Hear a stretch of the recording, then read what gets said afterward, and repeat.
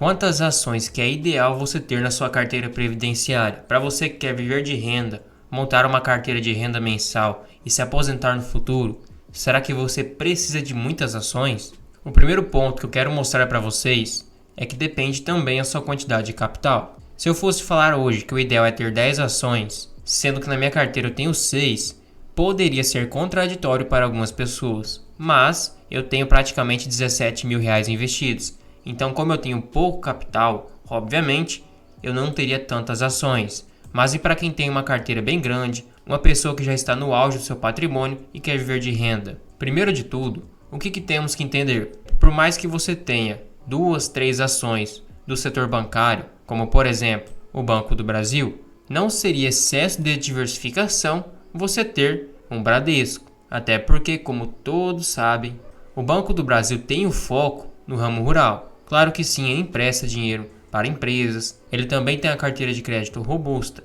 para micro, médias e grandes empresas, mas o foco dele é o agronegócio. Então, como o seu público é diferente, sua carteira de crédito, sua inadimplência, seus indicadores de eficiência, não seria um mau negócio também ter Bradesco. Até porque, pense comigo, hoje o Bradesco está numa fase difícil, está se recuperando, mas desde 2020, quando ele alcançou mais de R$30, é só queda. Caiu 33%. Já o Banco do Brasil vem decolando desde 2021. Então vocês podem observar que não é o cenário bancário que está em queda, e sim o Bradesco, sendo que são duas ações do mesmo setor com focos diferentes. Então esse quesito que você não pode ter duas ações do mesmo setor não se aplica a 100% dos casos. Outro ponto também é que se você investe em ações e quer acompanhar, fica muito complicado se você tiver muitas ações. Porque toda ação listada na bolsa é obrigada a ter uma parte de relações com investidores, como por exemplo aqui o Banco do Brasil, tem o Central de Resultados e Fatos Relevantes e Comunicados. Então os resultados são trimestrais e fatos relevantes como por exemplo o desdobramento, os dividendos ou quem sabe uma recompra de ações. Então tudo é divulgado aqui. Além das notícias que pode acontecer externo ao banco, também tem as notícias do próprio banco que você tem que acompanhar, ou no caso, das ações que você tem na sua carteira. Quem tem 30, 40 ações, fica muito complicado acompanhar de modo assertivo. Porque, por exemplo, por mais que você venha aqui no resultado do terceiro trimestre e veja que o lucro foi praticamente o mesmo do último trimestre, você tem que olhar também a inadimplência, já que é um banco, a provisões para devedores duvidosos, como que está a sua carteira de crédito, principalmente, já que é o carro-chefe. Então, simplesmente, não é só o lucro líquido que importa, mas sim como está o cenário do banco. Claro que você pode fazer uma análise rápida, mas se você quer atualizar o preço teto de acordo com projeções, se você tem muitas ações, fica complicado. E se você colocar na sua planilha, digamos, com lucro fora da realidade, até porque empresas podem ter lucros não recorrentes, como é o caso da Irani, você pode acabar estipulando um dividendo muito alto e sendo um preço teto fora da realidade. Como é o caso da Irani, que ela teve um lucro líquido não recorrente nos últimos trimestres por causa de impostos, e se você for estipular esse lucro para os próximos trimestres e para o próximo ano, pode chegar um lucro fora da realidade e seu preço teto fica muito distorcido. Então é interessante você se aprofundar e entender como está a empresa. Outro ponto também é que tem empresas que estão em setores que também são divididos em subsetores, como é o caso da energia elétrica. Então se você tem a Taesa, é diferente de você ter a CEMIG, por exemplo, ter a Copel. Por mais que são empresas de energia, basicamente elas são divididas em transmissão, geração e distribuição. Enquanto a Taesa passa por mais investimentos por causa que as transmissões são mais caras devido aos seus leilões, a Copel ou a CEMIG pode ter uma dívida menor, mas também um crescimento menor e um dividendo mais cíclico, até porque fatores externos podem influenciar. Já as concessões e os leilões são corrigidos pelo IGPM e pelo IPCA. Então acaba que você tendo muitas ações de transmissão, na verdade, você não está bem diversificado no ramo de elétricos. Você pode ter uma Taesa, uma CEMIG, uma ENGIE, uma Auren Energia, que também tem foco em energia sustentável. Então tem como diversificar bastante em somente um setor.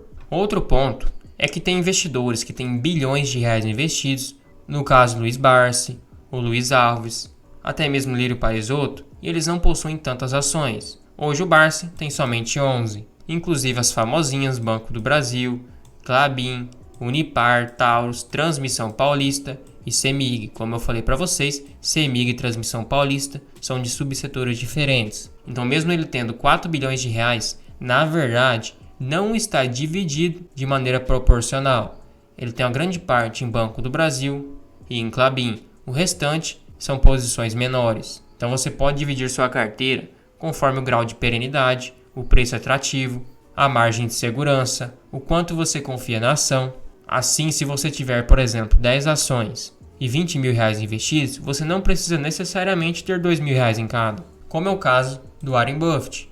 Hoje o patrimônio dele está 51% na Apple, 8,5% no Bank of America, 7,6% na American Express, quase 7% na Coca-Cola e o restante tem posições menores. Sendo que para minha estratégia pessoal, eu busco não ultrapassar mais de 30% até no máximo 35% no único ativo.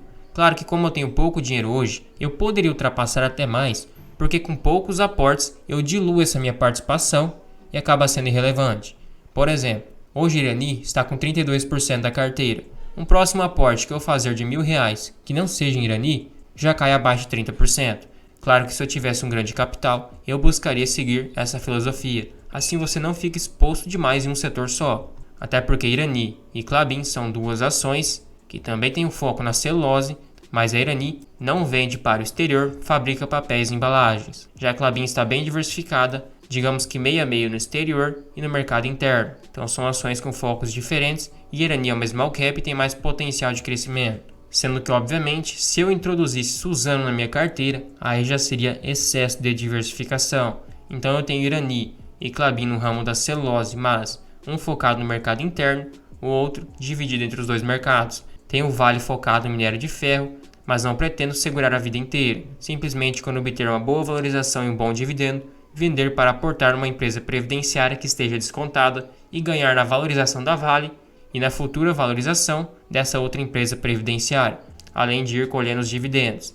Tenho BB Seguridade no ramo de seguros, transmissão de energia com a Transmissão Paulista e do ramo bancário com o Banco do Brasil. Então eu estou basicamente em 5 setores diferentes. São setores que não estão coligados, o minério de ferro pode ir muito bem, assim como a celulose, que é outra commodity, ir muito mal. Para você que busca uma carteira previdenciária, a diversificação precisa ser feita de maneira assertiva, porque senão seus dividendos vão ser impactados e sua renda mensal é comprometida.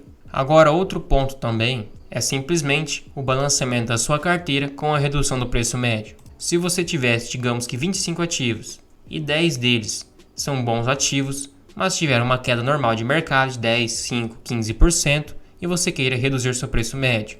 Se você aporta pouco dinheiro, como que você vai dividir seu aporte em 10 ativos para se tornar relevante e reduzir seu preço médio? Então hoje, como o BB Seguridade é uma ação que está abaixo do meu preço teto, inclusive eu tive somente 1% de valorização porque é uma ação recente, eu vou aportando que meu preço médio fica próximo do preço teto. Mas caso a Klabin caia abaixo do meu preço médio, por exemplo, que é 3,85, e eu acho uma boa empresa, simplesmente o mercado está batendo demais nela, eu posso reduzir meu preço médio facilmente, porque simplesmente eu foco meu aporte somente nela. E dificilmente 6 ativos da minha carteira irão cair todos juntos, até porque são de setores diferentes. Assim eu consigo ir rebalanceando minha carteira, fazendo aportes de maneira assertiva, para cada vez mais aproveitando as oportunidades. Sendo que como eu tenho 6 ativos, a ação que eu tiver mais margem de segurança e estiver mais descontada eu faço o aporte. E como tenho poucas ações, normalmente 1 ou 2 ações ao mesmo tempo, está mais atrativo. No caso de hoje seria Irani, mas já é 30% da carteira, BB Seguridade e Klabin até 4,50. Mas eu aumentando posição em BB Seguridade, a Irani não passa mais a ser 30% da minha carteira, vai reduzir e eu posso novamente aportar nela, até porque eu prefiro em vez da Klabin. Outro ponto também é que se você tem muitas ações, talvez 20, 30, 40 ações, basicamente sua valorização da carteira e sua rentabilidade seria muito parecida com o Ibovespa, já que você teria grande parte da carteira focada em ações que estão no Ibovespa, a não ser que você tenha muitas small caps ou ações que não fazem parte do Ibovespa, mas será muito difícil. Então a Vale, o Itaú, Petrobras, Eletrobras, a B3, Banco do Brasil, Itaúsa, Gerdau, VEG e diversas outras empresas, quase 100 empresas, fazem parte desse índice. E se sua carteira ela performa parecida com o índice, na verdade, não é uma boa performance, já que tem fundos imobiliários, renda fixa ganhando do Ibovespa constantemente. E se você pegar nos últimos 5 anos, o Ibovespa rendeu 52%. Já Irani, por exemplo, 277%.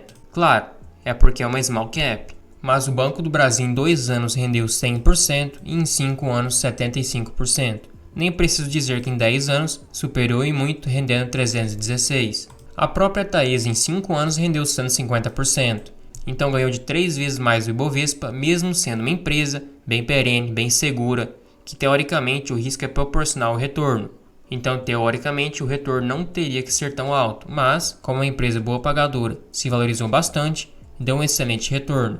Sendo assim, se você é uma pessoa que faz boas escolhas, analisa ações precisamente, a chance de você ter poucas ações e uma valorização bem maior é muito mais alta do que comprando muitos ativos. Muitos deles você vai comprar precipitadamente e mesmo que você tenha alguns ativos que subam 100%, outros vão dar um prejuízo e vão acabar compensando e reduzindo a sua média da carteira. Sendo que tem um método que funciona muito bem, é o método BEST, composta por ações mais perenes, boas pagadoras de dividendos e que deu muito certo e provado no tempo. O B são de bancos, E de energia, S de saneamento, outro S de seguros e T de telecomunicações, mas hoje em dia esse setor está bem ruim, não está pagando bons dividendos nem crescendo. Eu tiraria esse T e se você tivesse esses 4 setores, na minha visão, já é uma carteira bem diversificada e bem perene.